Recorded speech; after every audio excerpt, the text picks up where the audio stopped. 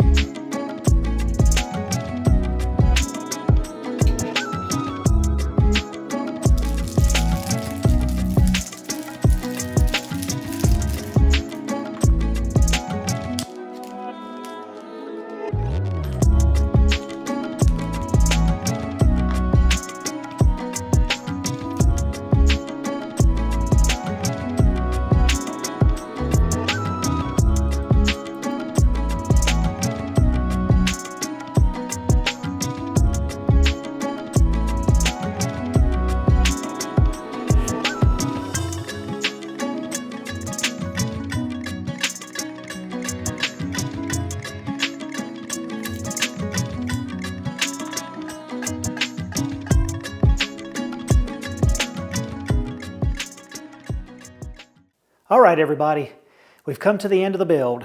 Got it all complete, and it's looking and working really well. So, I'm really happy with how this project came out, and I don't think I can say enough good things about this thing. I enjoy the kit, and the Purple Heart looks really good. So, stay tuned for part 3. If you like videos like this, click on this video over here. If you want to learn more about Jesus, click on this video up here. I'll see y'all again next time in the workshop.